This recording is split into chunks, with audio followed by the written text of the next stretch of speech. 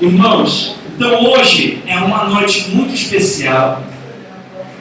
Nós tivemos há pouco tempo o nosso congresso a respeito de vida cristã. Então eu tinha convidado o Davi para estar conosco no congresso, só que esse homem está no Peru, ele está no Chile, está no Japão, está nas muralhas da China, brincadeira. O Davi, graças a Deus, ele tem viajado bastante, tem tido bastante convite para ministrar por aí, né? Então ele não pôde estar no nosso congresso, mas hoje está aqui, né, para ministrar a respeito desse tema tão importante que é sexualidade e relacionamentos. Irmãos, alguns chegaram depois, também temos pessoas na internet, né, que ainda não sabem, né, mas agora, no dia 15 de dezembro, houve uma assembleia geral, uma assembleia na Igreja Batista do Parquelândia, em que eles nos reconheceram como uma congregação batista. O nome do Belém Crentes agora é Congregação Batista de Belém.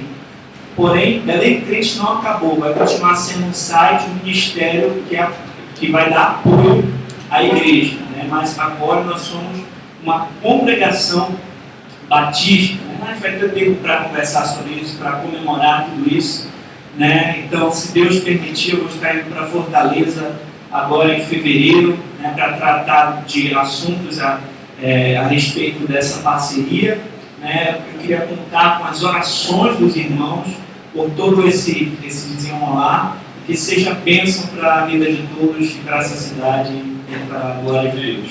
Irmãos, hoje eu estou muito feliz, né, de a gente ter o Davi aqui conosco, já é um amigo de longa data, o pastor Davi Raik, casado com a Brena, pai da Larissa? Nathalie Pedro, o Pedrinho nasceu agora, né, por isso que a Brena não pôde vir, né, deve estar os dois, né? Então, mas ele é fundador do Ministério Ser, Sexualidade e Restauração, e tem pregado pelo Brasil afora e também fora do Brasil a respeito desse tema, e é um privilégio, uma honra tê-lo conosco hoje, Davi Raik. E nervoso. Boa noite, gente. Já vim aqui umas 3 vezes falar de sexo, cara. Eu achei que você não me convidando assim.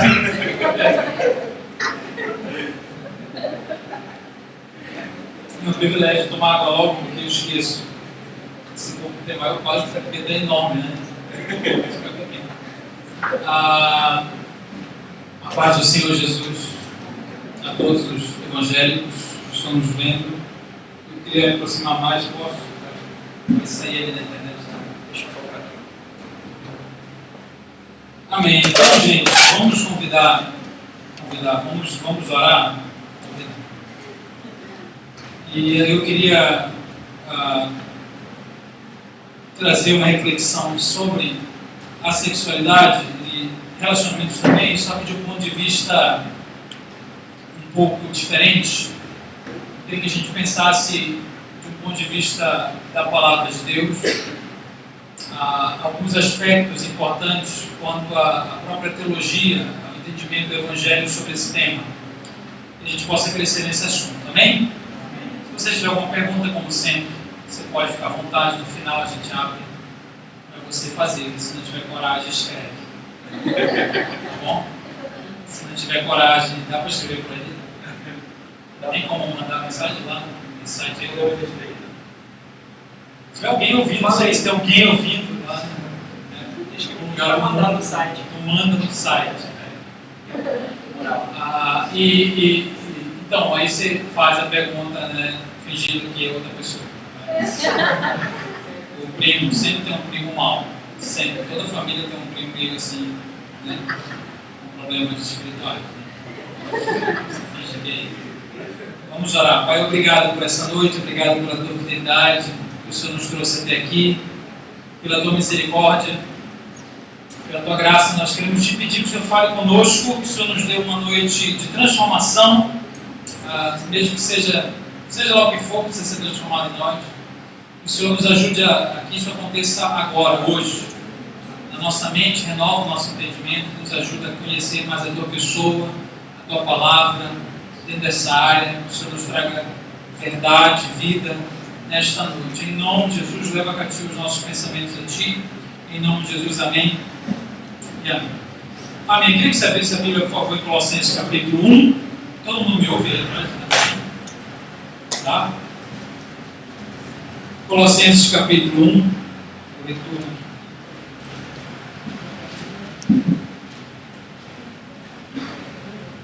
Colossenses capítulo 1. Já acharam? Não? Então diz assim, Colossenses 1, versículo 16. Há uma palavra do apóstolo Paulo muito interessante que resume basicamente muita coisa. Ele fala assim: pois dele foram criadas todas as coisas nos céus e sobre a terra. Vamos ler de novo? Pois nele foram criadas o quê? Todas as coisas nos céus e sobre a terra, as visíveis e as invisíveis, sejam tronos, sejam soberanias, quer principados, quer potestades, tudo foi criado por meio dele e para ele. Ele é antes de todas as coisas e nele tudo subsiste. Até aí. Então, quem é o ele, gente? O nele, nesse versículo, foi só dois versículos. Esses dois versículos que nós lemos, quem é o nele? O nele. Quem? Pode falar. Deus, você falou Deus? Você fala Deus ou Cristo? Cristo. Então, é Cristo. Então é interessante a gente começar por aqui, por quê?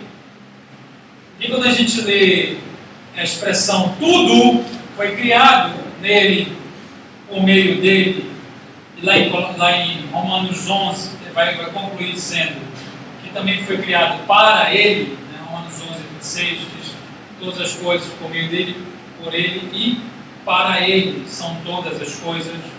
Quando a gente lê isso, a gente talvez não consiga entender o que a palavra tudo abarca, engloba. A palavra tudo é realmente assim, totalmente completa, né? Então, até a sexualidade foi criada em Cristo, por meio de Cristo e para Cristo. Olha que interessante. Então, pensar que algo foi criado para Deus, às vezes a gente associa a coisas que nós consideramos comuns ou humanas, coisas que nós, ao contrário, coisas que nós consideramos espirituais, coisas que nós consideramos divinas. Então, dizer que, por exemplo, que a igreja foi criada em Cristo, para Cristo e por Cristo, você e eu, a gente consegue entender isso bem legal, funciona?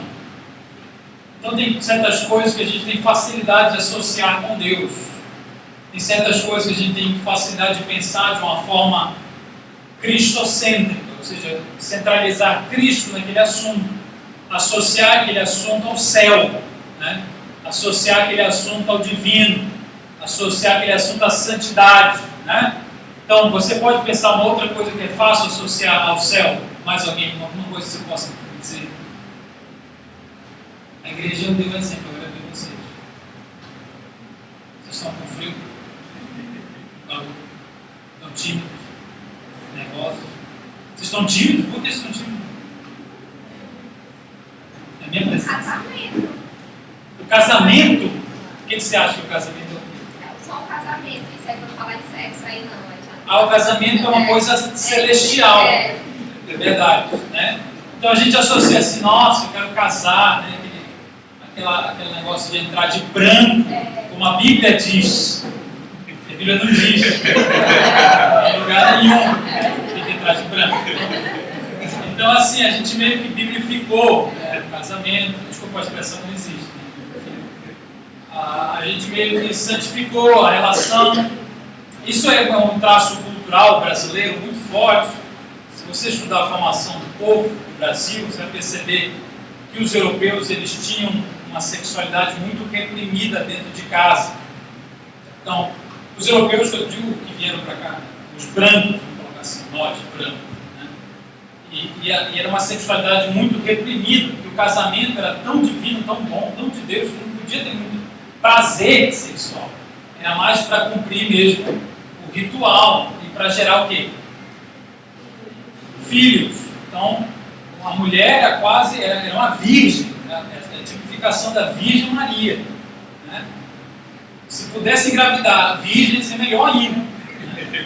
Não, era realmente dessa forma que se via o sexo, principalmente no casamento. Então você tinha assim, muita repressão, muito pudor, né, vinculado ao sexo no casamento, porque era visto como algo celestial, né, algo não é para você estar delirando em prazer. Prazer é mal, prazer é coisa do inferno, né?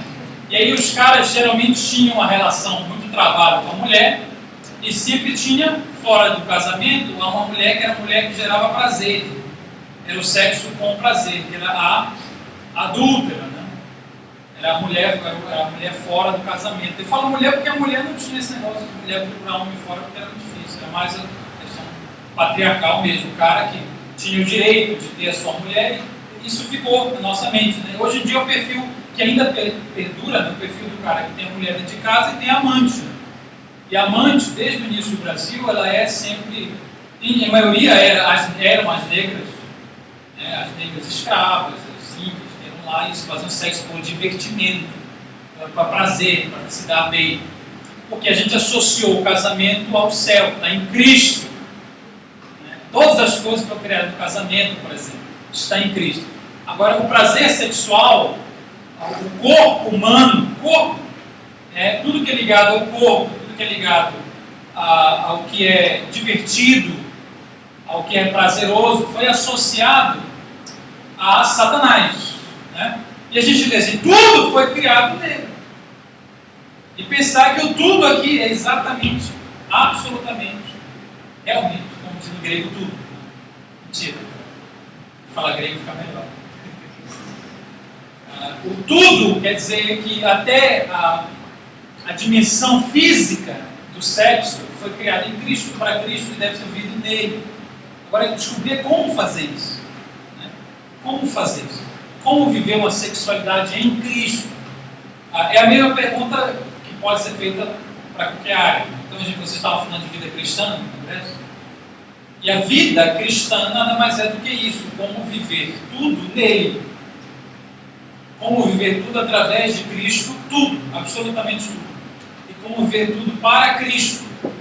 E cada dia, cada setor da vida, então não só no domingo, mas na segunda, na terça, na quarta, não existe vida cristã que vá lidar apenas com um pedaço da vida. Né?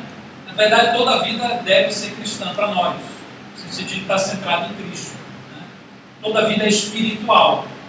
Toda a vida espiritual. Toda a nossa humanidade vivida, mesmo em momentos que nós não consideramos religiosos, ela tem uma auréola de espiritualidade, é espiritual. E até o sexo. Mas assim, ensinaram a gente que não. Né? E aí tem que resgatar isso. E por que ensinaram a gente que não, gente? Por que ensinaram que sexo é do capeta? É sujo, é mau, é ruim. Porque é mais fácil falar isso, é mais fácil você, com esse discurso, é mais fácil você aterrorizar os jovens, os adolescentes, para que eles não peguem sexualmente. E às vezes funciona, porque o medo funciona. Anota, o medo funciona. Funciona, o medo funciona. Todo marketing baseado em medo, ele funciona. Está aí uma marqueteira aqui, oficial. Você pergunta para o Angelim, vai te dizer. Tem um outro ali atrás, também área de marketing. Trabalha nessa área. Toda área, todo marketing do medo funciona. Não vou entrar aqui em questões de comunicação, mas quando você fala assim, olha, você vai ser o diabo, o capeta, ficar amedrontado, ele tem uma tendência realmente de se afastar. Mas ele não está se afastando porque ele entendeu a vontade de Deus para ver, não, ele está morrendo de medo que alguém descubra que ele pensa naquilo. Ele tem dificuldade. Então é um marketing do medo, do terror, né, para tentar parar que as meninas engravidem na igreja. Gente, isso é muito inferno. Estão transando é muito diabo. Então foram terceirizando essa área, né, dando a Satanás uma coisa que não lhe pertence, como acontece com basicamente tudo que nos incomoda de alguma forma. Né? Tem uma história de um cara, até uma história de o Tiago que conta, ele falou assim, tem um cara que criou um menino numa fazenda, não saía da fazenda, não viu nada, não conhecia nada. Aí ele saiu a primeira vez da fazenda, já ouviu isso? Aí ele chegou na cidade e falou, um carro, escada rolante. Tudo era novidade para ele. Aí ele foi na praia, ele viu uma menina de biquíni. Aí ele olhou assim, pai, o que é aquilo? Aí o pai falou assim, isso é o diabo. Isso é o diabo, Deus assim. Aí o menino, tá bom. Aí terminou o passeio, voltaram para a fazenda e perguntou, meu filho, qual foi a parte que você mais gostou? Mais você achou legal? De tudo que você viu, ele falou assim, pai, o diabo. O diabo é bem legal. Por que o cara acha que o diabo é legal? Porque, exatamente, a gente olha e diz assim, isso é do diabo, isso é o capeta. Então essa área, ele saiu aqui do tudo. Né? A Bíblia ensina que tudo foi criado em Cristo. Tudo foi criado, nele subsiste, só existe porque Cristo está aí. E tudo é uma maneira de conhecer mais a Cristo. Então, quer dizer, como tem um autor chamado John Piper, que você deve conhecer, ele chega a dizer assim, se você conhece a Deus, você vai conhecer melhor a sexualidade. Se você conhece mais a sexualidade, você vai conhecer mais a Deus. Ou seja, você tem um caminho, Deus é o caminho para você conhecer o melhor da sexualidade. E conhecendo a sexualidade sob o ponto de vista divino, você vai conhecer a própria pessoa de Deus. Mais ainda, porque uma coisa está associada com a outra, apesar de a gente achar que não. Então, por um primeiro momento, irmãos, o homem fazia sexo sem pecado. Quando foi que isso aconteceu? Onde não havia pecado? Vocês lembram? Lembram? Quando é que não havia confusão, pecado, luta, briga? Quando que é? Lá no jardim do... Vocês falam muito baixo, gente. Jardim do Éden, né? Então, Jardim do Éden, Adão e Eva, né? Eles tinham todo... Eu já falei isso aqui, não vou repetir. Mas eles tinham todos os instrumentos necessários para ter relação sexual. Tá? Devia funcionar tudo bem. Tá? Então, a ideia de que o sexo veio depois do pecado é uma ideia muito fraca, né? Porque havia necessidade de procriar. Né? Vocês lembram o que é procriar? Procriar é ter filhos. Né? Vocês lembram como faz para ter filhos? Basicamente, inseminação artificial. Mas como há boatos teológicos fortes que não havia clínica de pé, então eles tinham que partir para a relação sexual mesmo. Né? E foi Deus que mandou. Foi Deus que mandou. Eu sempre digo isso, o primeiro mandamento da Bíblia é ser de fecundos. Que tem a ver diretamente com o sexo. Não quer dizer que você tem que sair daqui e fazer sexo. Não é isso que eu estou falando. É só carne que ouviu. Porque nem nessa hora a carne ela ouve coisas, né? Há alucinações. Eu não estou dizendo isso, você acha que eu disse isso. Eu estou dizendo que antes de haver pecado, o sexo foi ordenado ao primeiro casal lá na Bíblia. E é um mandamento, ser de fecundo.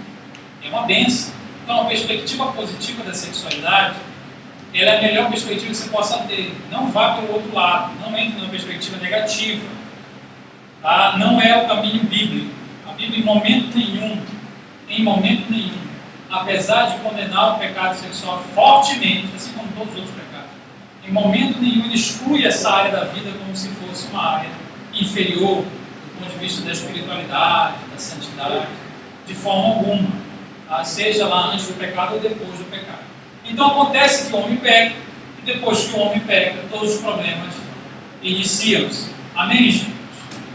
Adão e Eva meteu a gente num problema sério. Eu passei hoje na frente do Universal, estava escrito assim: se você passou por um ritual espiritual, não. Se você sofreu, foi vítima, se você foi vítima de um ritual espiritual, entre aqui, né? Vem aqui, tal dia, terça-feira. Fiquei pensando, cara, tem que ir lá, porque o ritual espiritual de Adão afetou todo mundo. Então, irmão, se alguém fez a macumba, foi Adão. Tá? O trabalho que ele fez, desculpa, não é macumba, é uma brincadeira. O trabalho que ele fez, o ritual que ele fez, não tem nada a ver com galinha, matar galinha, vela preta, não. Ele pegou e todo mundo foi afetado. Então, esse trabalho afetou todo mundo, né? Afetou absolutamente todos nós. E afetou toda a natureza humana. Você nasceu ruim. Hoje em dia, de novo falando do nosso marketing, sempre que eu estou pensando, a nossa tendência hoje é falar que os seres humanos são pessoas muito boas. Vocês viram o Batman que tem o Coringa? Qual é o nome do Cavaleiro das Trevas?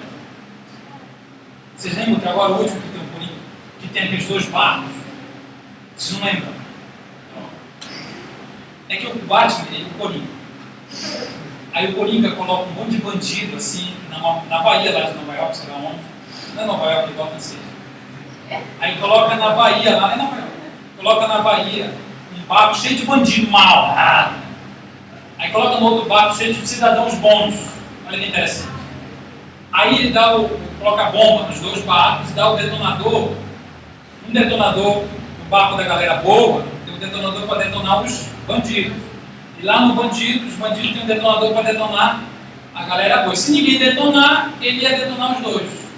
Então o dilema é: nós vamos esperar os outros nos matarem, ou a gente vai matar, porque afinal de contas a gente vai morrer. Você mataria? Veja abaixo, depois você lembra. Vocês entenderam o dilema? Entenderam? Ou seja, a galera ficava: meu Deus, agora a gente mata ou não mata? Aí o Batman, claro, né? O Batman ele é pago para isso. Então ele chega lá, pega o Coringa, e no finalzinho ele vai matar a galera. E a galera então, assim, heroicamente escolhe morrer, né? E um bandidão chega assim, sempre tem um negro, né? Sempre colocaram um negro assim, chegou assim, que então não pensa que ele vai matar a galera. Ele joga pela janela. Como um bandido é bom, né?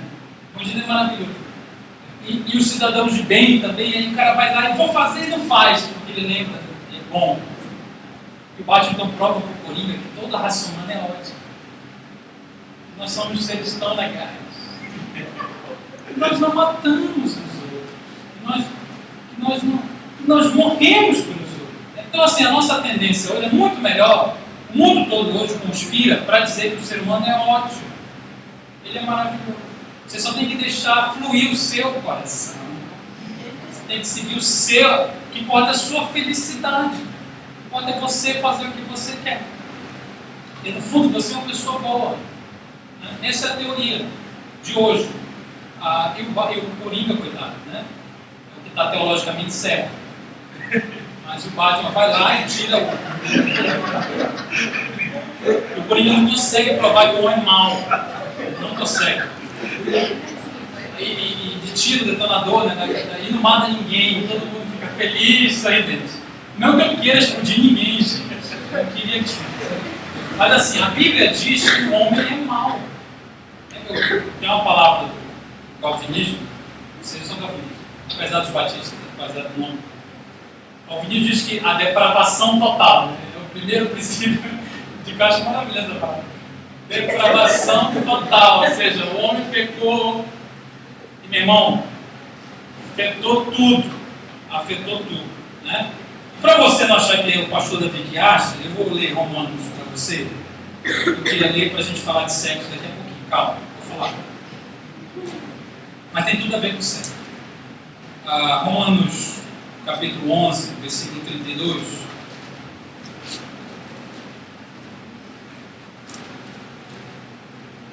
Romanos 11, 32 fala: porque Deus a todos encerrou na desobediência, a fim de usar de misericórdia para com todos. Ou seja, todo mundo foi considerado desobediente. Todo mundo. E antes aqui Paulo vai desenvolver em Romanos, no capítulo 1, 2, desde o primeiro capítulo até aqui, ele vai desenvolver a tese de que todo mundo pecou.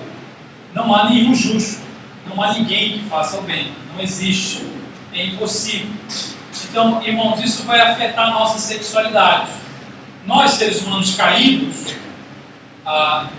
refletimos o fato de que somos todos, que pecamos, somos maus na nossa própria essência humana. Refletimos isso na vida sexual muito claramente, assim como em todas as áreas.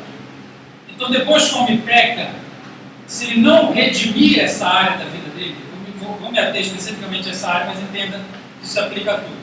Se ele não redimir essa área, se não houver uma reconciliação, ou melhor, se não houver um sepultamento,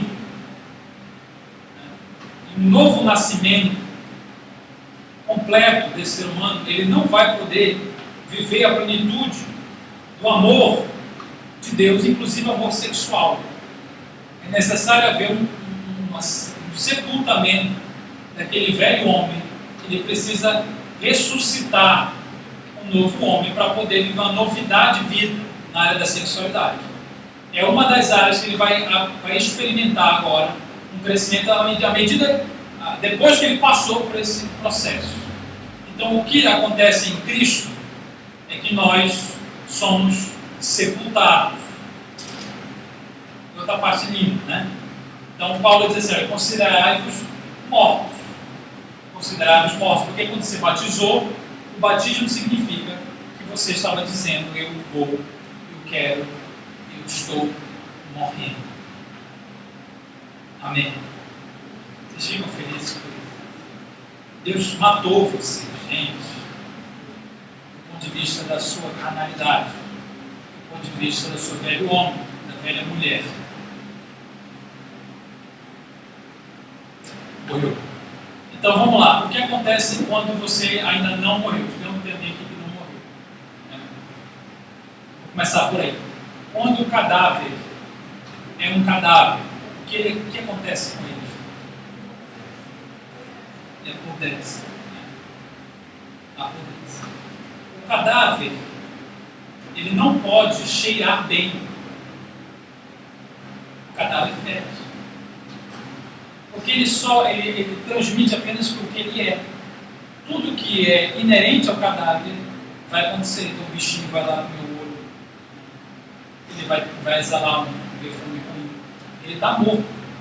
O morto não consegue produzir vida. Ele não pode sozinho, ele está morto. Então assim é o ser humano sem Cristo. Você sem Cristo, do ponto de vista sexual, você pode ser, vamos colocar aqui dois padrões. Primeiro, você está falando de alguém sem Cristo, morto. Sexualmente, ou ele vai ser uma pessoa extremamente agressiva, extremamente egocêntrica, que vai viver na busca eterna de se autossatisfazer. Então, a busca do cadáver é o conforto dele, se é que é uma busca. Imagine que o cadáver está buscando alguma coisa. Vocês conseguem entender isso? Walking Dead? Não sabe o que é Walking Dead. Mas é um morto que anda. É um livro da Bíblia. Walking Dead é um seriado do cara sai dos mortos, zumbi. Imagine então que o morto está ali buscando algo. A busca do morto é por autossatisfação e por conforto. É um perfil, eu vou falar de outro perfil daqui a pouquinho, tá? O primeiro perfil é esse. É você pensando em você, satisfazendo os seus interesses, os seus gostos, a sua vontade. Isso é uma vida baseada no que a Bíblia chama, preste atenção, no que a Bíblia chama de lascívia. Né? O que a Bíblia chama de lascívia. A lascívia vai então, ela vai contaminar, digamos assim, todos os pensamentos, os sentimentos, as atitudes, os relacionamentos da pessoa. Vamos começar pelo pensamento. Jesus disse que quando eu olho para a mulher, né, e do aquela cobiçada, né? Diz assim, a intenção impura, Mateus capítulo 5, né? Eu já adulterei com ela. O que ele está falando? Ele está falando da lascívia aqui dentro, que ainda nem se concretizou, mas que já é pecado, já é reflexo da minha condição, nesse caso, da pessoa que ainda não tem Cristo. Vou começar aí para você lembrar, você entendeu o raciocínio. Então, essa pessoa, ela está na busca da autossatisfação, por meio de quê? Como é que o homem busca se realizar? Tire Deus da jogada, esqueça Cristo, Deus. Como é que o homem busca se realizar? Vocês sabem. Farra, dinheiro, bebida, fama, mulher. Farra, dinheiro, bebida, fama e mulher. Nossa, é mais ou menos por aí. Com exceção das mulheres heterossexuais. Esse é bom.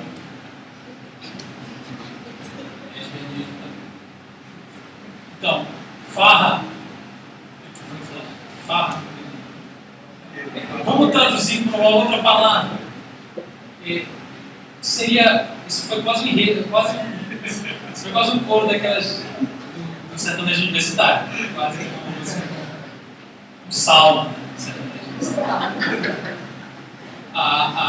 Vamos colocar em algumas palavras que tem a ver com o que o Angeli falou. A primeira palavra é o velho e grande e bom prazer. Então, prazer é geralmente o que o homem usa para se autorrealizar. Ele busca uma quantidade crescente de prazer. A ideia é uma ideia antiga, é um pensamento, inclusive filosófico, muito antigo, de que quanto mais prazer você tiver na sua vida, melhor será a sua vida. Então, a ideia seria diminuir o sofrimento e aumentar o quê? O prazer, a quantidade do prazer. Então, a ilusão de que prazer em quantidade me trará realização, ou me trará saúde, o que é uma grande mentira. Né? Todo mundo que come chocolate sabe que é mentira. É fato, gente, é um fato gastronômico. Se você comer muito chocolate, você começa a doer a barriga, você percebeu? E chocolate é prazeroso. Eu não estou brincando, toda hora que eu estou brincando. Eu não estou brincando. Falando sério, o chocolate ele gera. Eu comi chocolate pra caramba, não sei o que eu tô falando. Perdoe. É a culpa, né? Então, o chocolate ele libera endorfina no cérebro. Endorfina é aquele negócio da biologia que. Você lembra? Não, né? Faz tempo para a prova da Enem, já faz 2 meses. Endorfina são hormônios do endoprazer, né? Do prazer que libera, você fica assim, uau, né? A vida fica melhor. Por isso que mulher, eu sempre digo, mulher menstruada ou em TPM tem que comer chocolate. Viu? Tem que dar chocolate para a mulher. Se ela estiver assim, querendo matar alguém. Claro que tem mulheres assassinas que não adiantam. E por que dá chocolate para a mulher que quer matar alguém, gente? Porque aumenta a endorfina, aumenta o prazer. A ideia é, vamos ter prazer na vida, vai melhorar a nossa vida. E sexo gera prazer? Quem falar que não está mentindo. Ou eu pensei que é muito espiritual. Né? Não posso dizer uma coisa dessa, Jesus, você é ótimo. Não gera prazer sim. Não tem problema não. Então o prazer parece ser o nosso vilão. Ele só é vilão por causa do contexto que a gente está. Por causa do contexto. Qual é o nosso contexto? Nós somos maus. Então, nós nascemos maus. Se nós não estivermos conectados com Deus, nós não conseguimos administrar nada. A gente destrói até aquilo que é bênção. Até o que é dado como dádiva, a gente destrói. Né? É alguém que não consegue lidar com a vida, porque ele foi danificado. Nós pecamos. O pecado afeta tanto a gente que tudo que é bom, até o que é bom, até a nossa boa intenção a gente acaba estragando. É igual o menino que ganha um brinquedo e quebra todinho na primeira noite que brinca. Você já fez isso? Meu sobrinho ganhou uma bateria, velho, ele arrebentou a bateria. Era o sonho dele ter uma bateria. Sonho não tem 2 anos. Ou seja, é um sonho de infância. Tem uma bateria. Ele pegou a bateria e pai, quebrou a bateria, quebrou até a janela. E tem mais ou menos isso. Há um problema há uma corrupção em nós. Paulo fala a palavra corrupção. Fomos corrompidos. Se ele escrevesse hoje, ele diria vírus. Né? Vírus de computador. Um sistema corrompido. E até o que é bênção a gente acaba destruindo. E aquilo acaba destruindo a nós mesmos pela falta de capacidade de lidar com aquilo. Então, o prazer sexual, assim como o chocolate, ele não é do inferno. Ou você acha que chocolate é do inferno? Quem acha que chocolate é uma coisa de Deus? Eu acho. A faixa preta do céu, por exemplo, é chocolate. Chocolate branco. Então, você acha que chocolate é uma coisa de Deus? Vou mudar a pergunta. Você acha que o prazer é algo de Deus? Tudo foi criado em Cristo, o prazer também. E como é que o prazer que foi criado em Cristo pode fazer todo esse mal para a gente? Esse é o dilema. Então, a primeira evidência de que o prazer foi criado em Cristo é o seu corpo.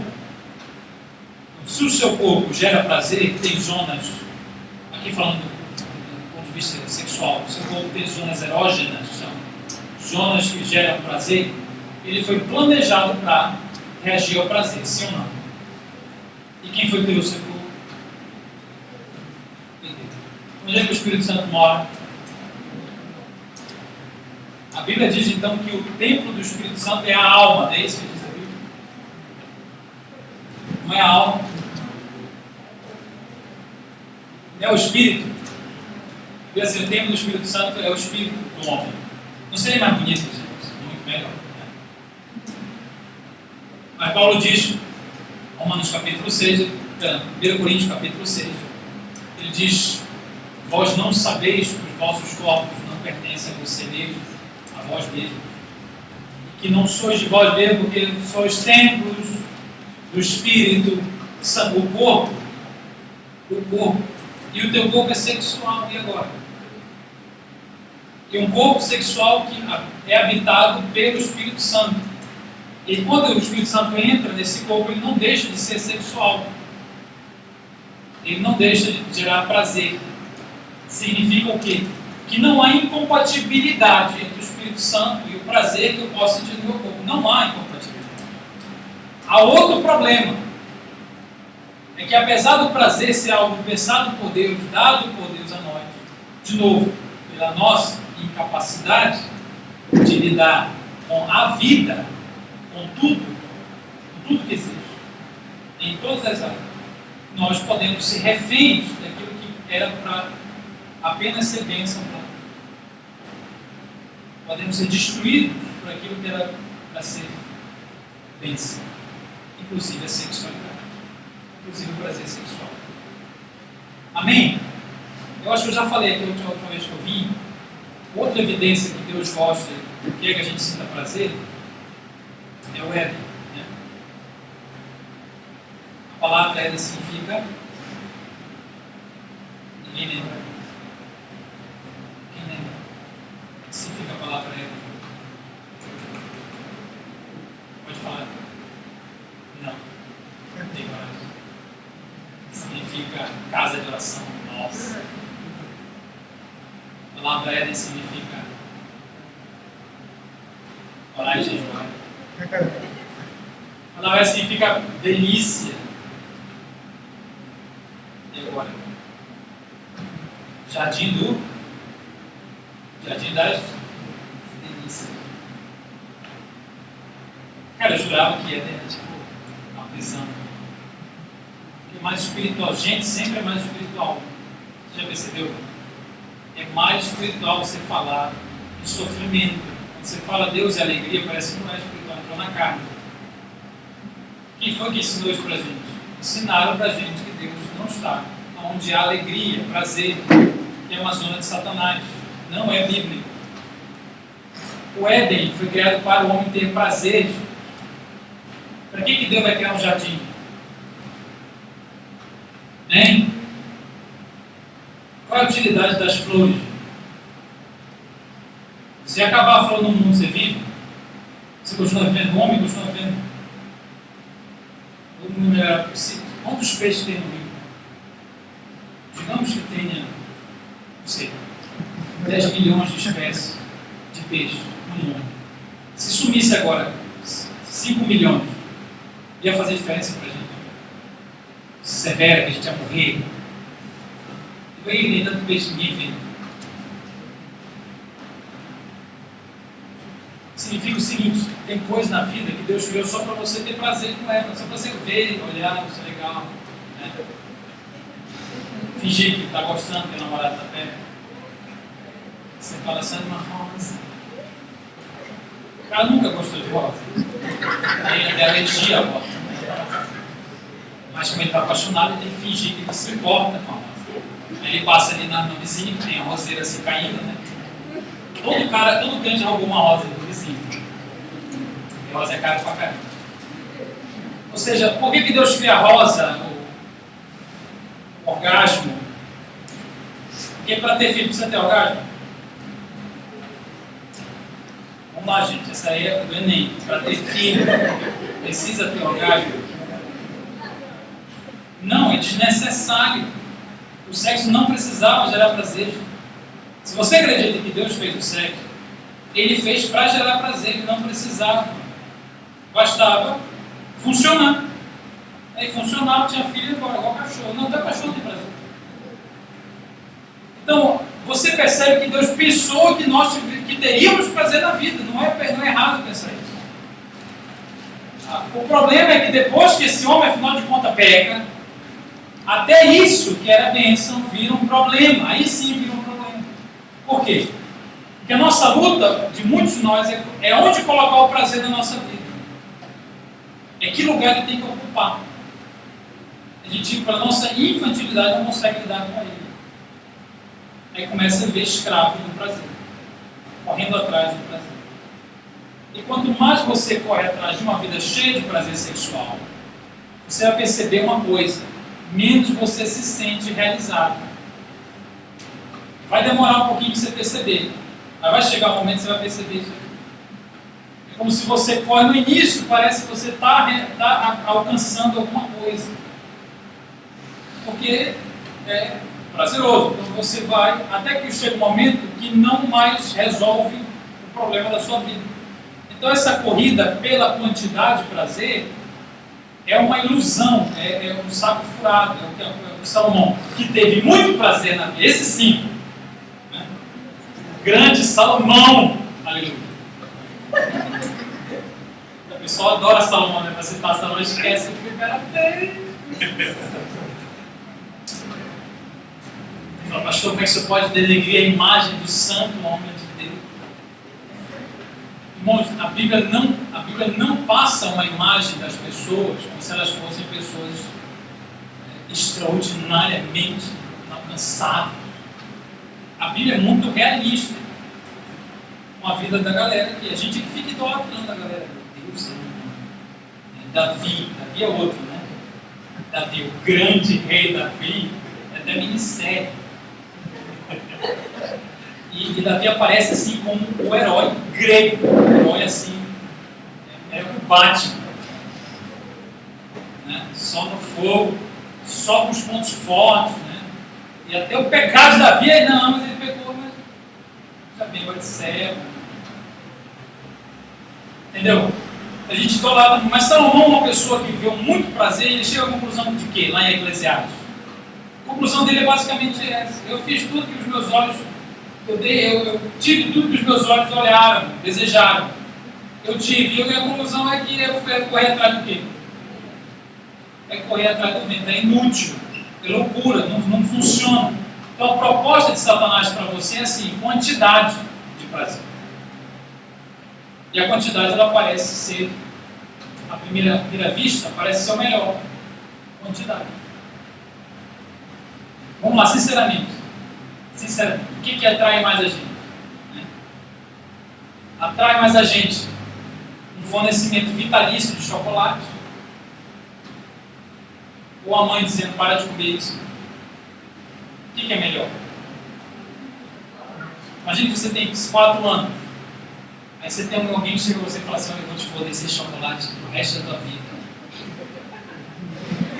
Toda vez que você quiser, eu vou te dar um chocolate. Eu tenho baldes e baldes. Vai fazer a noite da virada do chocolate. Aqui você vai ter todo o chocolate desejado. Branco, preto, preto, branco. Light, com amêndoas. Chocolate com menta, com rum. Aí o cara pira e fala assim, cara, é isso que eu preciso. O cara do papel pira. Porque ele tem, é o sonho de infância. Você lembra que é o sonho de infância dele? Você tem o sonho de infância. Desde que ele era um girino, ele já queria jogar. Aí então ele encontra fornecimento vitalício, quantidades e quantidades de prazer. Ele fica maravilhado. Esse cara é meu amigo. Você entendeu como é que funciona? Então, Satanás ele nunca vai ir pela outra proposta. É sempre a proposta da quantidade, do exagero. Faça o que você achar que deve. Não tem lugar nenhum. No discurso do diabo, ele nunca vai dizer faça a minha vontade. Ele não precisa. Você não precisa fazer a vontade do diabo, vai fazer a sua. Se eu fizer a minha, eu já vou para o inferno, só mais assim descendo. Eu não preciso fazer a vontade do capeta. Na verdade, não é a vontade do capeta que me leva a lugar nenhum. É a minha. Não foi a vontade do diabo que fez o homem pecar, foi a vontade de Eva, mulher, claro. Foi a vontade de Eva e Adão. Adão e Eva, os dois. Os dois escolheram, tiveram vontade, fizeram a vontade dele. Fizeram a vontade dele. Amém, gente? Então, o propósito de Satanás é quantidade. Aí muita gente se impressiona. Você talvez já se impressionou. Fala assim, cara, eu vou para o mundo, porque lá eu estou querendo e vou me dar o que eu estou querendo, eu vou poder transar agora, quando eu quiser, com quem eu quiser, do jeito que eu quiser, da hora que eu quiser, até com animal eu posso transar. Existe. Deixa ele dar. Então eu posso fazer o que eu quiser. É isso que é liberdade. É isso que é liberdade. Isso que é a vida de prazer. É isso que é legal. Esse negócio de vamos orar, vamos esperar. Gente, vamos esperar, gente. Então, é como nosso pai, a nossa mãe que diz, vamos comer chocolate, mas você não vai poder comer agora, você vai ter que esperar para comer. Depois você fica assim. Meu pai é mau. Meu pai é mau. Então a gente olha para Deus e fala, Deus, ele é ridículo. Como é que Deus não me dá o que eu quero? Eu sei. Então esse é o pecado fundamental. Se você quer um pecado para se arrepender, deixa eu te dar um pecado para se arrepender. Chama-se, eu aprendi isso, chama-se independência de Deus. Autossuficiência é muito pior que sexo. Qualquer pecado sexual é fichinha perto desse. Até a homossexualidade, o pessoal tem um monte de coisa ao redor. Esse pecado é muito pior do que qualquer pecado sexual. Chama-se autossuficiência. Independência. Isso está na carne. Quando você fala assim, o fulano está na carne, não é quando ele peca. O comportamento. Ele faz a coisa errada. Antes de fazer a coisa errada, ele primeiro começa a entrar na autossuficiência. Ele fala assim, eu vou decidir o que é bom. Eu vou decidir o que eu faço. Eu sou o meu Deus, eu reino sobre mim. É o governo. Então, o nosso problema está em que nos governa. Ao passar a me autogovernar, eu vou pecar, mas é questão de tempo. E de escolher qual é o pecado que eu quero fazer. Mas aí eu já estou na carne. Quando eu decido me auto-mandar, eu não consulto mais a Deus, eu não preciso mais de Deus. Eu como da árvore do conhecimento do bem e do mal. Eu defino o que é bem e o que é mal. Eu não preciso. Quando eu faço isso, eu já estou na carne. Então, quando você pensar assim, o fulano está na carne, não é que ele entenda. Estar na carne é viver autossuficiência. Uma pessoa pode estar na carne e fazer coisas boas na carne. Você quer que eu lhe dê um exemplo? Vamos lá. O fariseu. Lembra do fariseu? Jesus condenava o fariseu como alguém que vivia uma vida longe de Deus. Só que o fariseu tinha muitas boas ações. O Ou você acha que o fariseu era o demônio? Só matava criancinhas de cola. É isso que o fariseu fazia? Era o coringa. Para quem chegou atrasado, perdeu. Tá? O fariseu não era o Jack Stripador. O fariseu era o cara que jejuava 3 vezes por semana. Orava todos os dias, mais do que a gente, provavelmente. Lia toda a Bíblia. Dava o dízimo até do hortelã, né? até do coentro. Dava o dízimo de tudo. Ou seja, isso são boas ações? São boas ações. Só que o que tem a ver isso com autossuficiência? É que quando eu estou em autossuficiência, eu começo a fazer coisa boa, eu acho que quem fez foi eu. Eu fiz porque eu sou bom. É o outro lado da moeda. O primeiro lado da moeda é assim. Eu sei que eu sou mal, eu sei que eu estou errado, e eu vou atrás do que eu quero. Eu filho Deus. O outro lado da moeda, na carne, é a religiosidade. Gera o quê? Gera legalismo, religiosidade, orgulho. Você se orgulha porque você não é como os desgraçados da nossa aqui. Eu sou evangélico. Eu sou uma pessoa boa. Eu sou hétero. Eu sou branco. Eu sou batista agora, né? Batista agora. Eu sou uma pessoa. Eu não sou, não. Eu sou uma pessoa que ora. Se você tem essa sensação de que você é alguém extraordinário, que você até merece o céu. Né? Tem gente que casa virgem. Aí no casamento tem problema. Ejaculação precoce, impotência. São coisas que vocês não sabem que você deu um dia. Solteiros. Quem é solteiro, levanta a mão. Estou brincando, eu sei que vocês já sabem o que é. Levanta a mão de novo, solteiro. Gente, tem alguém casado aqui? Levanta a mão casado. Nossa, me senti agora. Tipo, Elias agora. Elias agora aqui, Jezabel vindo atrás de mim. Todo mundo solteiro, gente. A gente vai orar no final para Deus expulsar o demônio. Maldição hereditária. Você percebe como é hereditário ser solteiro, o cara nasce solteiro. Já nasce solteiro, seja hereditário. Nossa, que piadite. Então o cara, ele casa virgem. Né? Ele faz tudo certo. Ele vai e não toca na mulher. Aí ele casa e tem problema. Aí ele fala assim: Deus, como é que tu podes permitir isso? Como é que o Senhor vai. Ele fica irado com Deus. Ele fala assim: Deus, a mim, eu sou um cara tão legal, eu mereço a bênção. Você entendeu? Ele está na carne.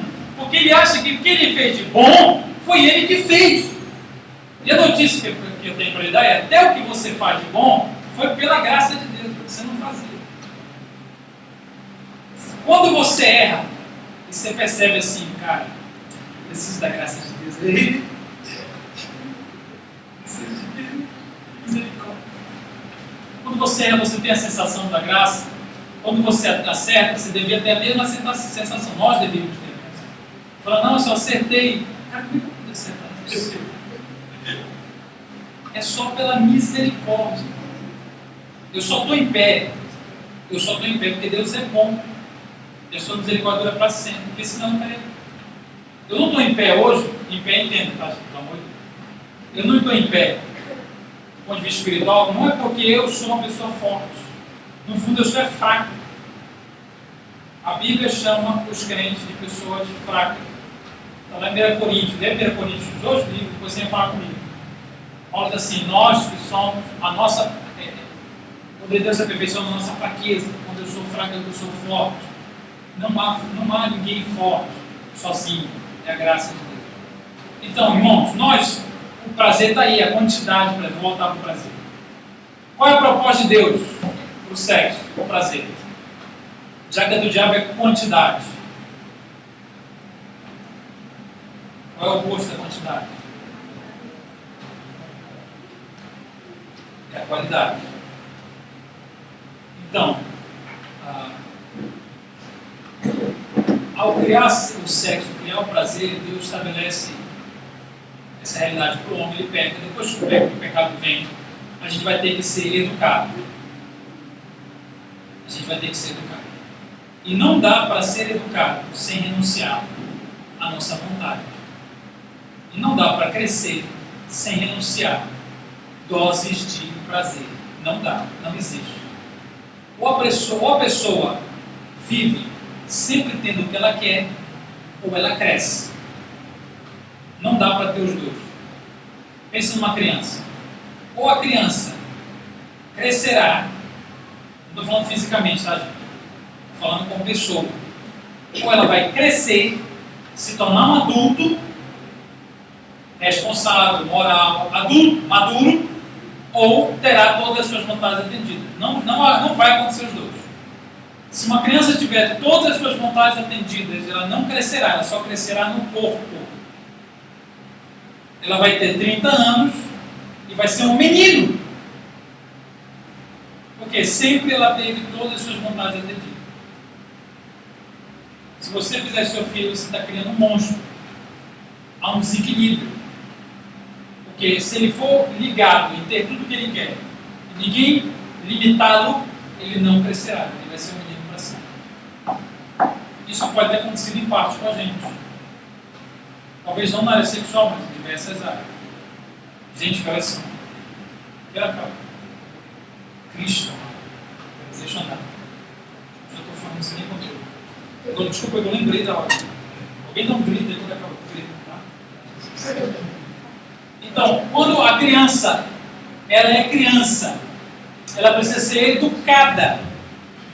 Porque senão ela se mata ou mata alguém. Você já percebeu isso? Não percebeu? É só você dar um revólver na mão para a criança. Ou uma faca na mão da criança. Sempre usa faca. A criança não pede uma faca? Se eu der a faca, o que acontece? Estão assustados? Se eu der a faca para a criança, o que acontece? Ela vai se matar ou matar alguém. Ela pode matar o pai. E não é crime. É crime bater na criança. A criança bater no pai não é crime. Tá? No Brasil. Eu queria ler para vocês o Tito, por favor. Abra comigo. Para falar um pouquinho da graça.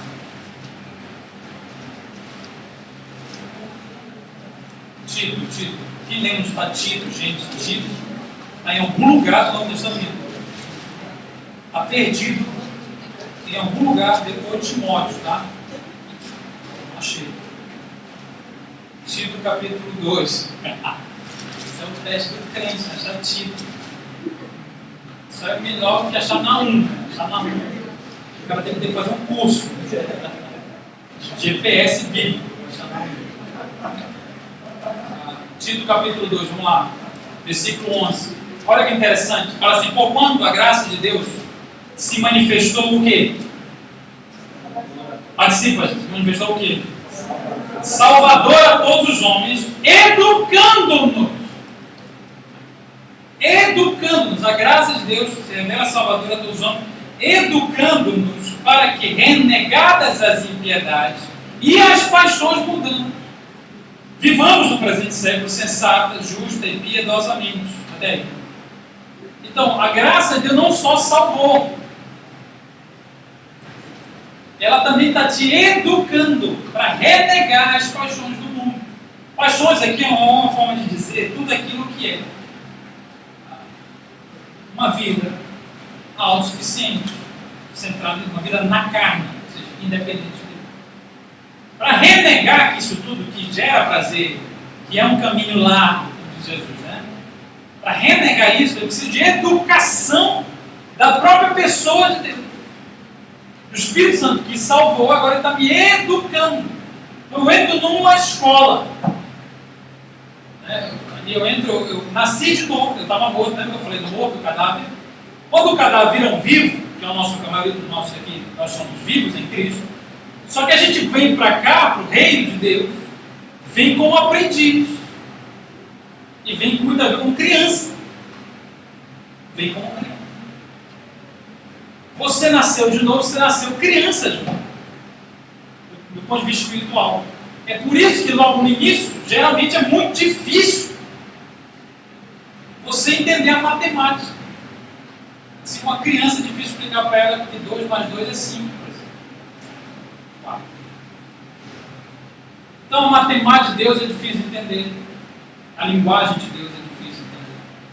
À medida que você vai caminhando na graça, no caminho, você vai crescendo. E nesse crescimento você vai ter que renegar coisas. Renegar. Porque ou você nega, ou você cresce. Se você quer ter tudo que você quer ter agora, você não vai crescer. Você só vai ter tudo e vai ficar momentaneamente muito satisfeito, até perceber que aquilo não resolveu o seu problema. Então a nossa decisão é: eu quero crescer ou eu não quero crescer. E esse processo de crescimento varia de cada um.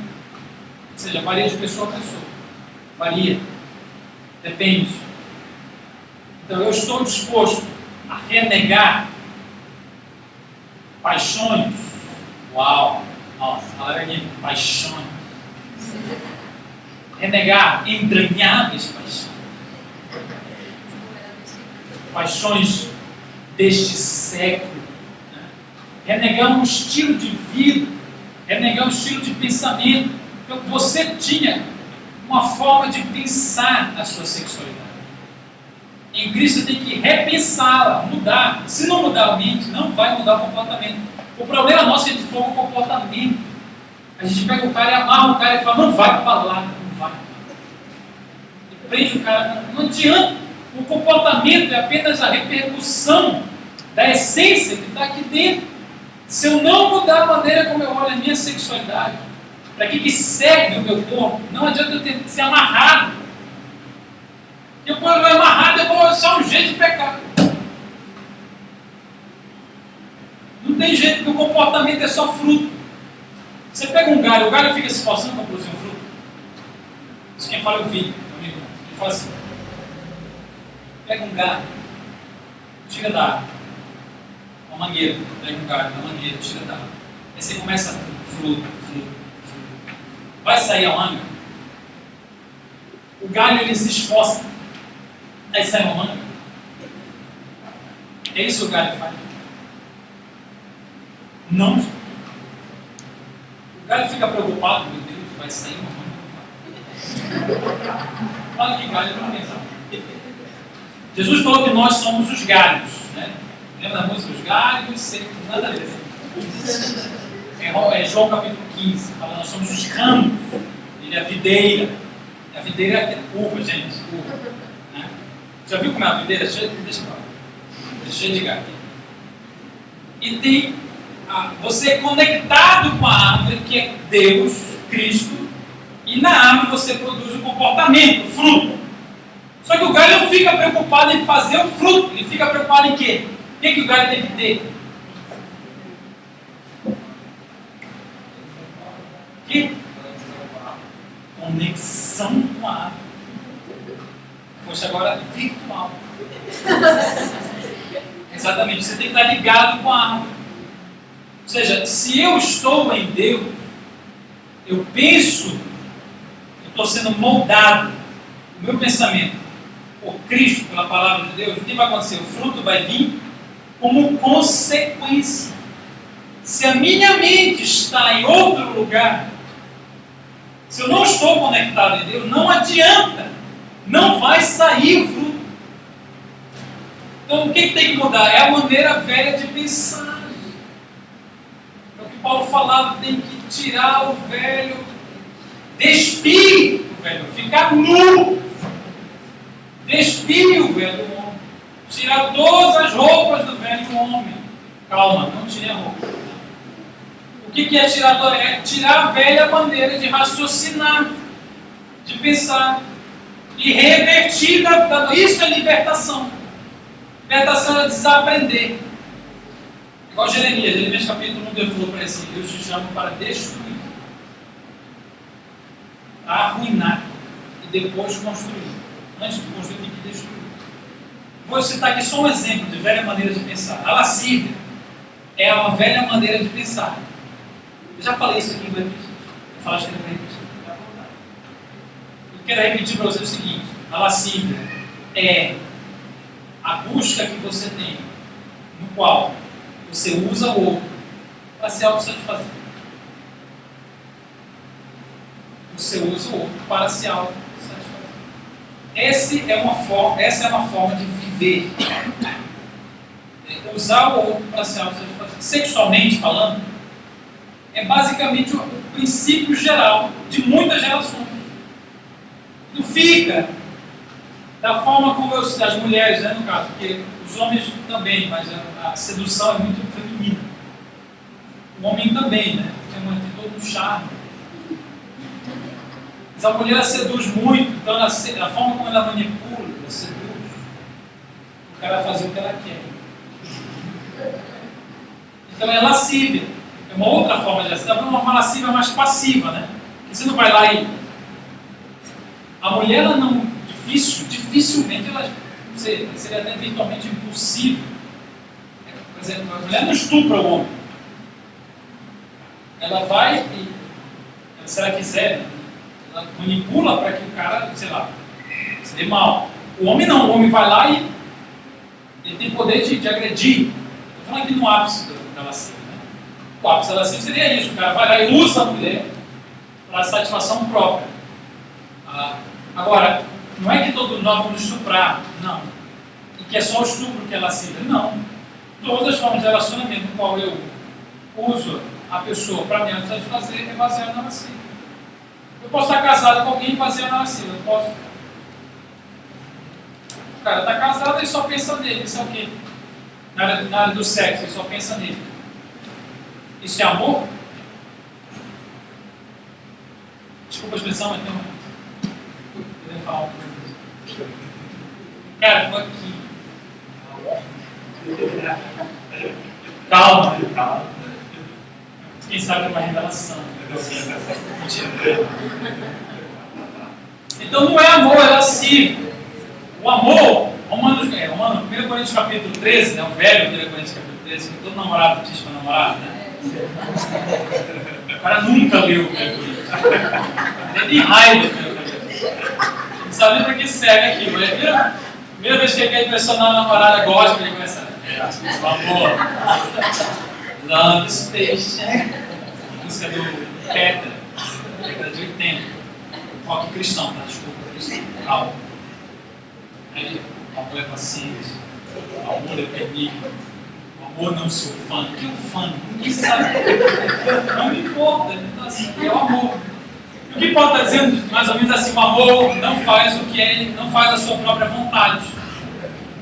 Pode isso, calma. O amor, no fundo, Paulo quer dizer: o amor não está interessado em fazer a sua felicidade. O amor não está interessado em realizar-se a sua felicidade. Aí o cara, não, pastor, eu quero casar para ser feliz. Tem pena da mulher dele. O cara vai casar para ser feliz. Ele vai usar a mulher dele para ser feliz. Você tem que casar para fazer o outro feliz. Não, o amor está centrado no outro, em dar, esperar. O amor, tudo crê, tudo sofre, tudo suporta, tudo espera. Lá depois você leva. O outro é Cantares, né? Cantares também. Sempre que você está apaixonado, você leva.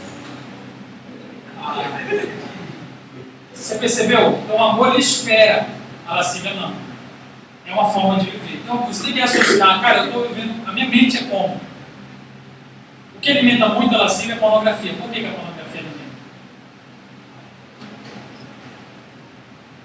Porque a pornografia é a essência. É baseado nisso. Eu sempre digo, na pornografia, o ser humano, ele usa a imagem do outro e não importa quem é o outro. Não importa, não interessa, não precisa. Você precisa saber o nome da pessoa que está tirando a roupa para ter prazer com ela, para usá-la? Não. Então, se for uma macaca, for bonitinha, é certo. Não importa quem.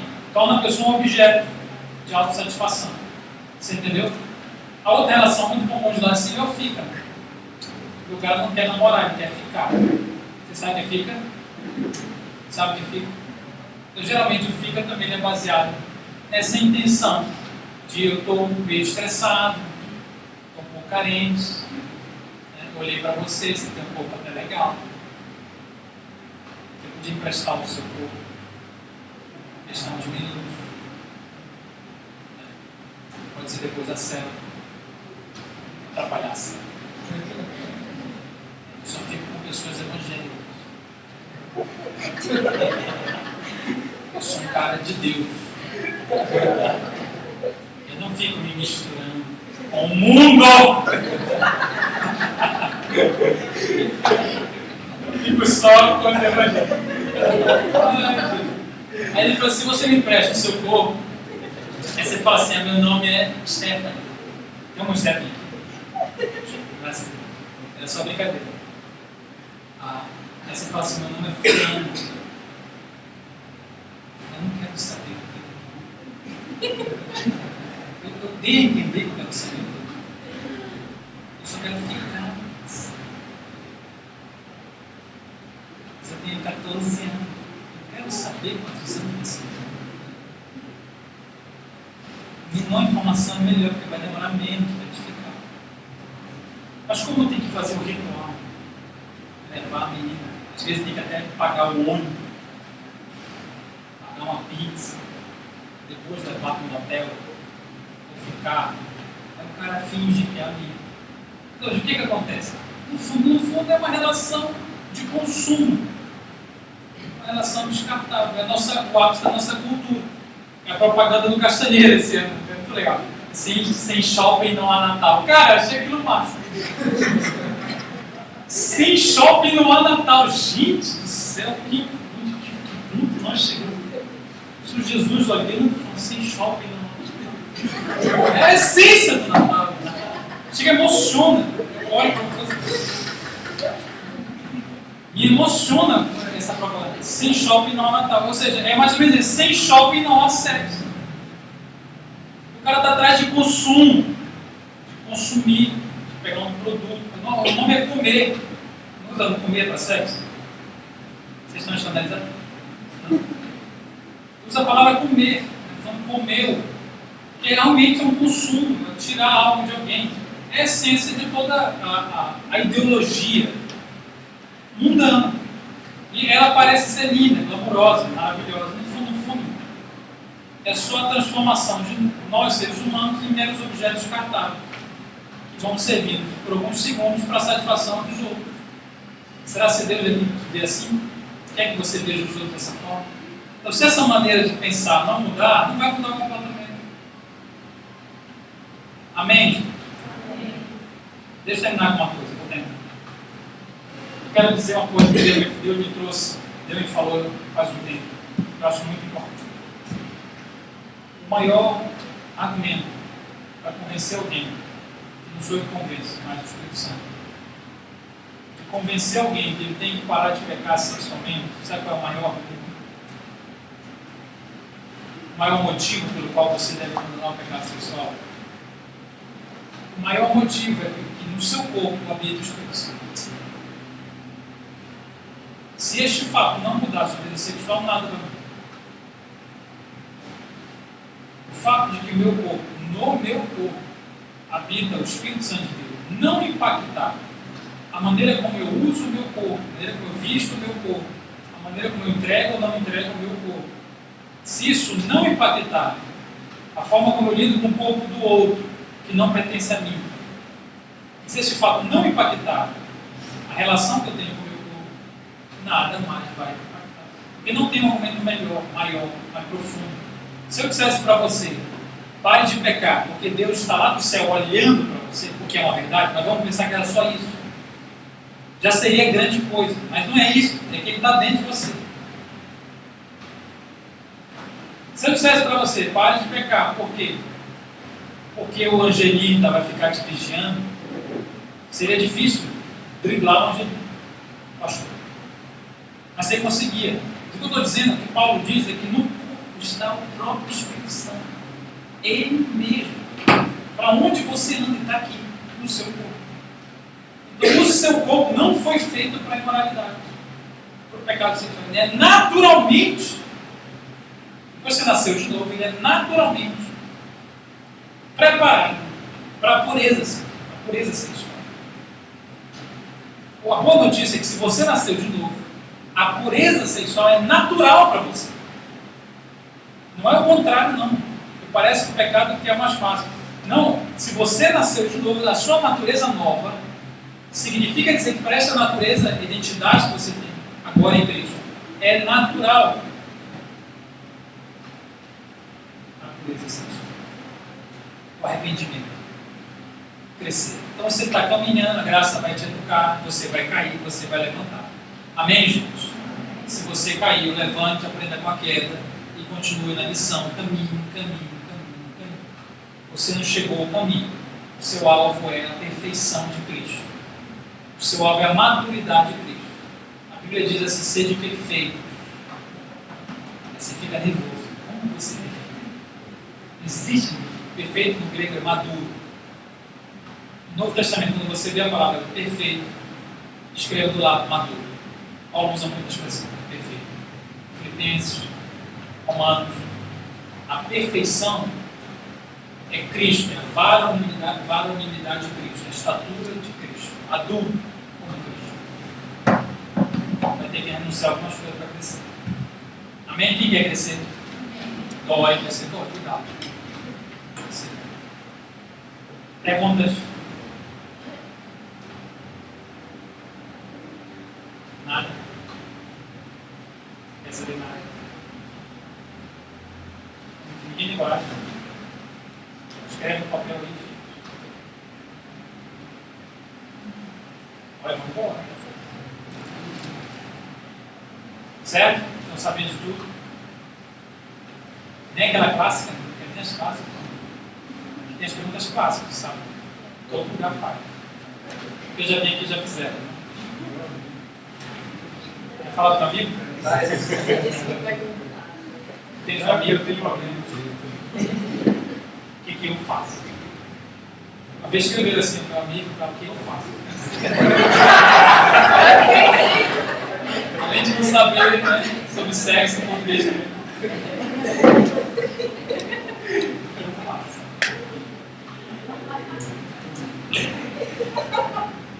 Gente, eu tenho que acabar. Deus abençoe. Eu queria deixar para vocês um convite. Nós temos um curso, fazendo parte do Ministério C, tá? Eu nem me apresentei lá. Esse aqui é o Ministério C, tá? Uma logozinha linda. Busca no Face depois, se não tem, a nossa página Ministério C, Sexualidade e Restauração. Tem um site também, ministérioc.com.br. O Ministério existe para, basicamente, atuamos em duas áreas, que é a capacitação da igreja para lidar com esses temas. Aqui a gente está falando apenas de no nível de conversa.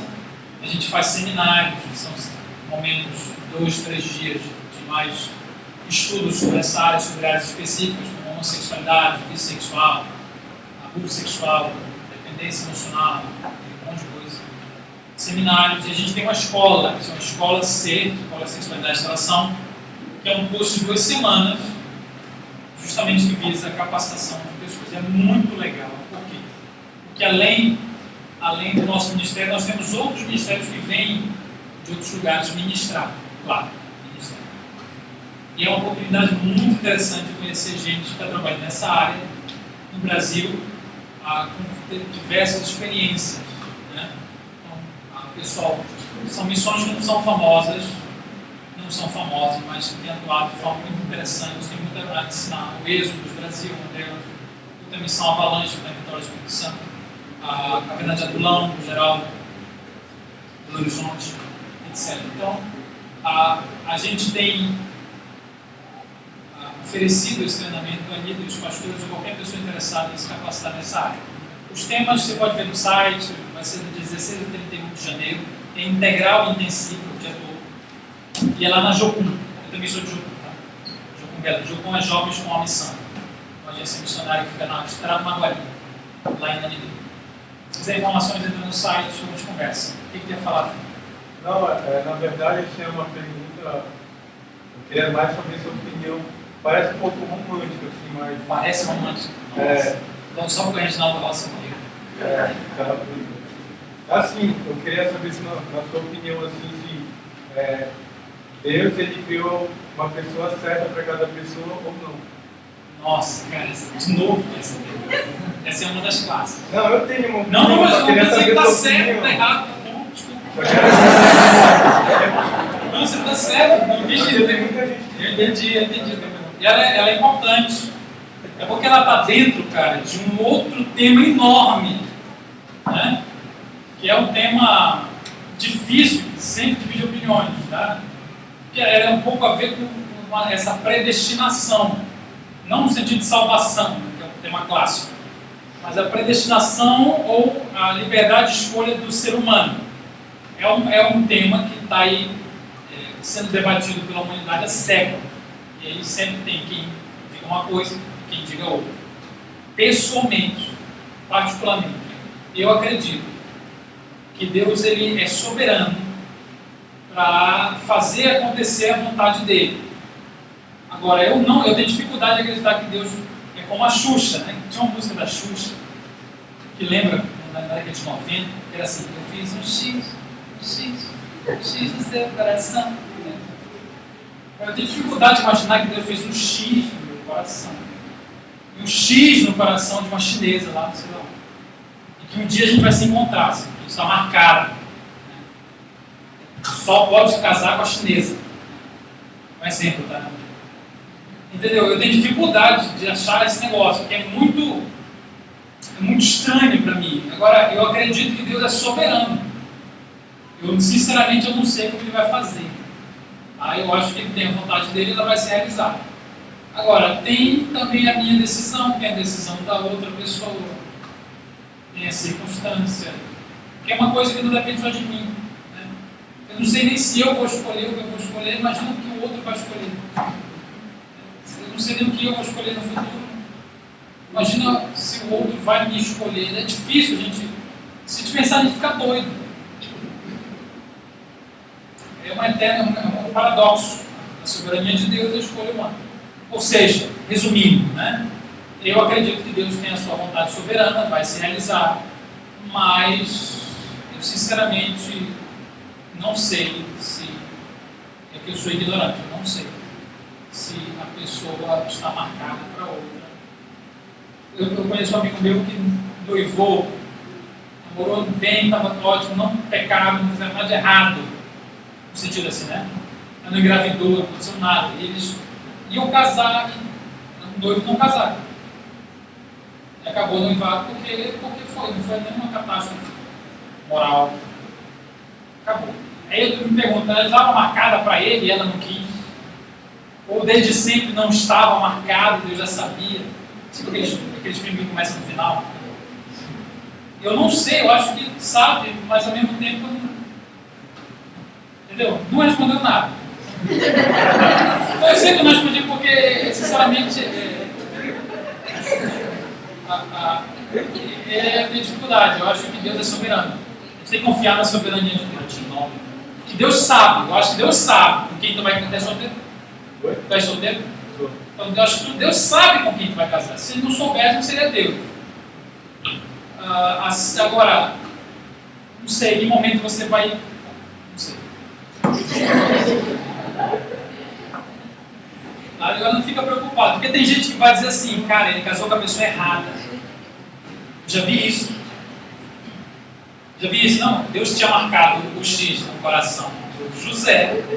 Só que eu vi, papai, casei com João. Nossa, eu errei de J. E tem gente que vai pensar, né? Então veja bem, eu separei, porque no fundo, eu casei com a pessoa errada. Eu separei agora para fazer assim a vontade de Deus. Sempre foi essa que eu errei.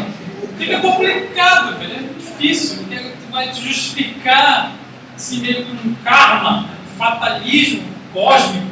Né? Te levou a esse lugar. E agora você tem que se libertar daí, porque você errou o caminho. É difícil. Você casou. Era de Deus. Agora, se não era de Deus, agora é. A minha opinião é essa. O cara casou, está casado. Nossa, gente, né? Casou com o pobre mesmo. Ai, Jesus. Os pobres estão aí. Glória a Deus, gente. Preciso acabar o culto, pelo amor de Deus. Já acabou. Fazer uma pergunta? Olha aí, tá vendo? O pessoal ele esperou até o último momento. Em relação a casamento, né? A gente vê na própria igreja, né? Tá tendo alguns divórcios, né? Assim, as pessoas acabam se divorciando e mais lá na frente acabam casando com outras pessoas. Certo. Em relação a isso. O que tem? A Bíblia diz que a gente tem O que a Bíblia diz? uma pessoa. Hoje em dia está havendo esse cenário. Ok. O que você acha? Estava lendo hoje no G1 dizendo que no Brasil esse ano diminuiu o divórcio. Poucos por cento, mas diminuiu. Estava crescendo muito, claro, absurdamente. E esse ano deu uma quedinha. E o pessoal, a faixa etária de casamento no Brasil é 25 para as mulheres e 28 para os homens. A média.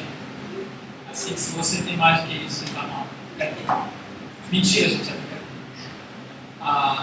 O divórcio foi concedido por causa da dureza do coração humano, segundo a Bíblia. Então não era o plano de Deus haver divórcio em nenhum casamento. Então Moisés ali deixa claro que é pela dureza do coração. O divórcio foi dado ao homem na época bíblica, mas como um respaldo, até mesmo para a mulher divorciada, porque a mulher ficaria sem absolutamente nada. Então era preciso dar alguma coisa, quase respaldo jurídico, civil, reconhecer o estado daquela pessoa, porque o homem já havia se divorciado. Então é uma constatação de um fato, não é uma ideia que Deus surgiu, que Deus criou. Foi o homem que criou. Então a Bíblia diz que Deus odeia o divórcio, na Malaquias, toda forma de divórcio, né, que é o rompimento das relações, e principalmente o divórcio marital. Agora, Jesus disse que o divórcio ele pode ser vivido se houver relação sexual, né? No caso de pecados sexuais. O divórcio seria uma exceção. No entanto, não significa que em todo caso de adultério a pessoa vá se divorciar ou tenha que se divorciar. Não. Até se houver adultério, alguém pode continuar casado. Ele pode perdoar, ela pode perdoar. Deve-se lutar pelo casamento até o último momento, na minha opinião. Deve-se lutar. Você tem, primeiro, se você vai casar, você tem que apagar essa ideia da sua cabeça. Eu acho que é assim que a gente tem que trabalhar. Independentemente do contexto que a gente está vivendo, independentemente dos números crescentes de divórcios entre cristãos, nós, se vamos casar, somos solteiros, vocês são solteiros. Você vai casar, você não tem que ir com a ideia do divórcio. Você tem que ir com a ideia de que, pelo contrário, aquilo realmente é para a sua vida toda. Eu acho que essa mentalidade já ajuda. Tá? Não ir numa mentalidade de, mas se não der certo, a gente separa. Essa forma de pensar, ela tem que sair da nossa cabeça. Tem que estar casado para estar casado. Ponto. Quando você vê pessoas divorciando e casando de novo, há uma discussão na interpretação de um versículo da Bíblia. Uns dizem que ao casar de novo comete adultério. Outros dizem que não. Depois que divorciou, está livre para casar de novo. Então a Bíblia não é clara dizendo, na minha opinião, pelo que eu já vi, já estudei sobre esse tema, a Bíblia não é clara dizendo que não pode casar de novo. Na minha opinião, não me convence. Tá? Se houver relação sexual, a Bíblia diz que pode divorciar e aí fica livre para casar de novo. Não é o ideal. Não é o ideal. Não é a vontade de Deus. Tá? No sentido de que Deus forjou isso. E faz mal, sim, para a nossa cultura, para a nossa sociedade. A ideia de que o divórcio não faz mal para ninguém é uma outra mentira. O divórcio prejudica um como o outro, prejudica os filhos, prejudica todo mundo. Então é uma coisa muito séria, não é uma brincadeira. O que está acontecendo é uma banalização disso. Por qualquer motivo se divorcia. Por qualquer motivo se deixa de mão, se descarta. Essa banalização que é o problema. Tá? Então a gente tem que pregar o casamento, o amor ao matrimônio, a honra ao matrimônio. Hebreus fala digno de honra, que seja o matrimônio. Viver uma vida não pensando em divórcio. E claro que você vai respeitar os outros, não pode forçar ninguém. Né? Não pode forçar ninguém a ficar casado. Como pastor, você é obrigado a respeitar a decisão da pessoa. Agora, aconselhando a ela a lutar pelo seu casamento. Ok? Zé Felipe. Oremos. Não faz de pé, gente. Ser espiritual. Mais espiritual agora. Eu queria que você orasse assim. Não sei, reconhecendo a Deus o que você precisa reconhecer hoje. Se Deus lhe falou alguma coisa, eu queria que você tivesse alguns minutos com sua própria fala, com suas próprias palavras. Dissesse, Deus, eu preciso de alguma coisa, eu não sei o que Deus falou com você. Feche seus olhos, ore a Ele. Seja específico. E se há algo no seu coração que precisa mudar, na sua mente que precisa mudar, confesse isso ao Senhor, peça socorro.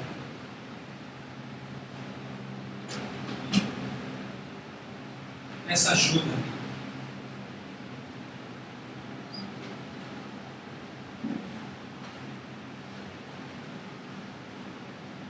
Pai, nós precisamos da Tua ajuda, Senhor, da Tua graça, que o Senhor nos eduque. Muitos de nós talvez estamos caindo, estamos vivendo uma vida egoísta, centrada em nós mesmos, passiva, na nossa mente, nas nossas ações. Eu quero te pedir perdão, ajuda, Pai.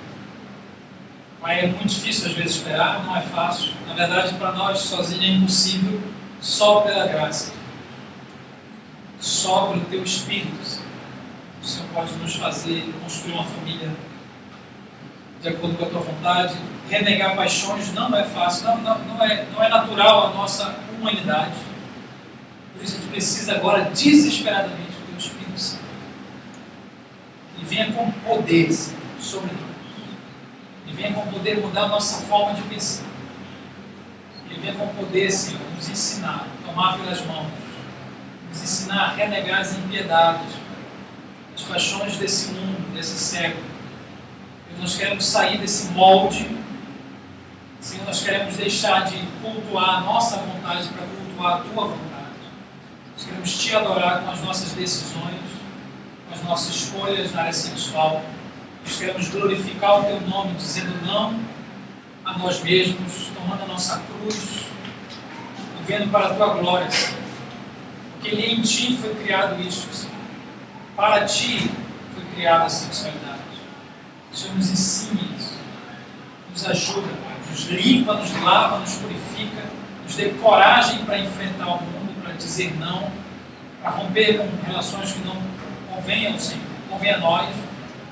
Pai, nós queremos nos comprometer essa noite firmemente com a Tua vontade, em dependência total, Senhor.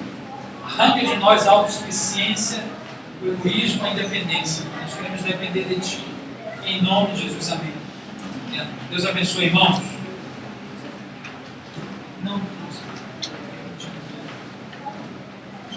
Irmãos, nesse momento nós vamos contribuir, com nossas ofertas. Irmãos, se você quiser também amanhã, nós vamos ter o grupo de edificação aqui às 5h30. Domingo culto às 7 horas, segunda-feira reunião de oração. Então, vocês já estão todos convidados, você da internet também, venha conosco amanhã às 5h30. Nós vamos contribuir agora com alegria. Nós fazemos isso sem pressão, mas com uma forma de adoração ao Senhor, entendendo que a igreja é sustentada pelos seus membros, pelos irmãos. Então, vou chamar o Leônidas para vir orar pelas nossas contribuições. Em seguida, nós vamos contribuir com alegria. Amém. Senhor Deus e Pai, com gratidão, Senhor, recebemos, Pai, a Tua palavra, Deus, por meio do Teu servo, Senhor, que ela possa vir, Pai, a ficar no nosso coração, Deus, e frutificar, Pai, sabe, nos afastar do pecado, Senhor. Sempre quando estivermos nos aproximando dele, Pai, Tu possa nos afastar, Senhor, possa nos recuar, Pai, e estar mais próximo da santidade, Senhor. Nos limpa, nos lava, Senhor, sabe, purifica, Senhor, nossas mentes, Pai, nos esconde do pecado, Senhor, sabe, santifica cada um, Deus, em nome de Jesus, Pai, que possa estar recebendo essas ofertas, Pai, com gratidão, Senhor, a Ti, Deus, muito obrigado, Senhor, nos guarda, nos livre de todo mal, eu te peço e te agradeço, Pai. Você pode contribuir com alegria. Irmãos, o Davi também tem um material que ele não trouxe, mas ele tem DVDs, livros, que se você tiver interessado em se aprofundar em certos temas, tem até temas específicos como masturbação, homossexualismo, vícios sexuais, pessoas que foram abusadas, ele tem vários materiais. No final você pode conversar com ele e pedir, fazer uma encomenda do seu material. Então, irmão, eu queria agradecer a presença de todos, é um privilégio estar com vocês. Vamos orar novamente ao Senhor. Pai, nós te agradecemos por essa noite, que o teu nome seja glorificado, Senhor. Possamos, Senhor, meditar na tua palavra que foi pregada, Senhor, e colocar em prática, que não sejamos somente ouvintes, mas praticantes da tua palavra. Abençoa cada um que aqui está. Te peço, Senhor, abençoa grandemente a vida do pastor Davi Rai, a sua família, a Natalia, a Brena, o Pedro e todas as pessoas, Senhor, que ele ama o seu ministério, que ele seja bênção cada dia mais, Senhor, na vida de muitas pessoas. Em nome de Jesus, abençoa a vida de cada um que aqui está, Pai, em nome de Jesus Cristo. Que a graça e a paz do nosso Senhor Jesus Cristo, o amor de Deus, a comunhão e as consolações do Espírito Santo de Deus, seja com todo o povo de Deus, hoje e para todos sempre, que a igreja diga amém. Quem diz amém, dá um abraço a alguém. Certo, ótima semana para vocês.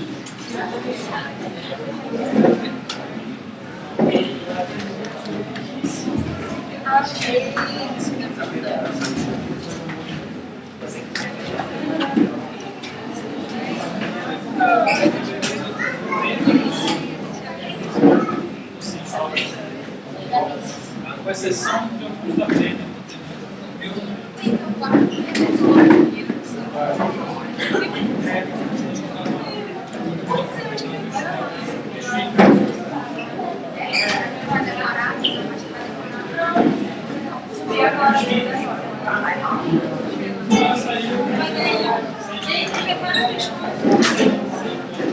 Eles te motivam as cadeiras já. Deixa aqui. Vamos repetir, tá?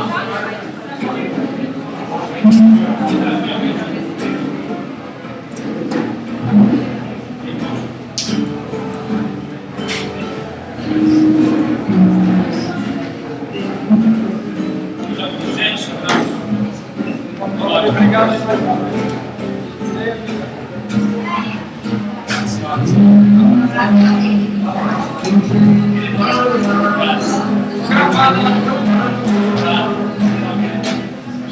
Isso foi